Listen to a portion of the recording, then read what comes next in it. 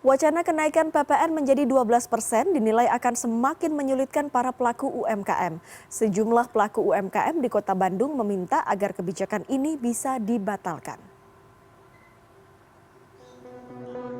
Sejak 2006, Ruli Faturrahman membuka usaha kuliner rumahan di Kota Bandung.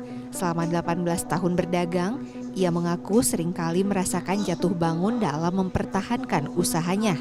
Setelah sempat terpuruk kala pandemi, usahanya kini mulai bangkit kembali.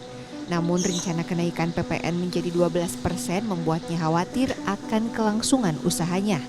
Menurut Ruli, kenaikan PPN akan berpengaruh pada berbagai hal, terutama harga bahan baku yang nantinya akan berimbas kepada para pelanggan.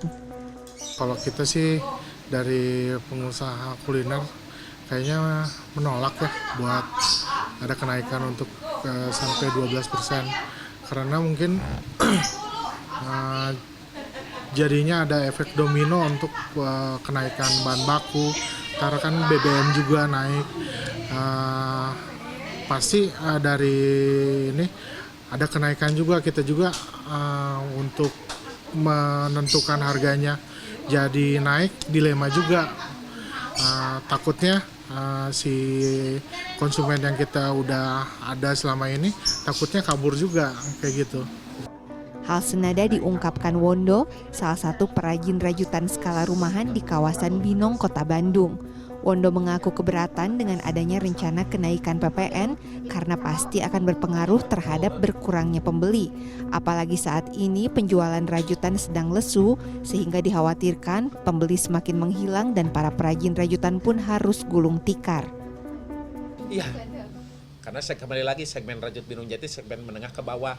Ya mohon maaf, yang belanjanya yang pas-pasan keuangannya. Jadi yang pas-pasan keuangannya secara otomatis dia akan lebih mengutamakan hal-hal yang lebih penting, ya kebutuhan pokok, sandang, seperti itu, otomatis ya. Jadi turun ya Pak. Betul. Jadi harapannya mending tidak usah naik. Oh iya, Kalau jangan. bisa. Kalau menurut Bapak sih jangan. Kasihan lah, kasihan. Menurut dosen ekonomi Universitas Pasundan Bandung, Acuviarta Kartabi, kenaikan PPN 12% akan berdampak besar pada industri UMKM. Biaya produksi diperkirakan akan meningkat akibat naiknya berbagai harga bahan baku. Kenaikan PPN juga dianggap tidak tepat dilakukan ketika kondisi daya beli masyarakat sedang menurun. Apalagi di Jawa Barat, pertumbuhan ekonomi di triwulan ketiga untuk konsumsi rumah tangga tercatat minus 2,18%. Ya saya kira banyak alternatif lain ya, selain daripada menaikkan PPN. Kita bisa penerimaan PNPB di sektor tambang yang banyak, kemudian bagaimana kita mengevaluasi hasil daripada penarikan pajak terutama kelompok menengah ke atas ya.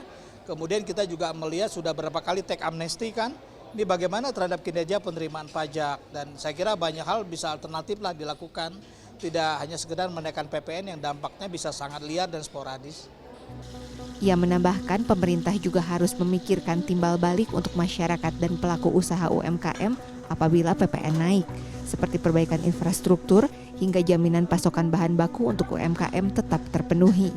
Laisa Nisa, Kahvi Jati, Bandung, Jawa Barat.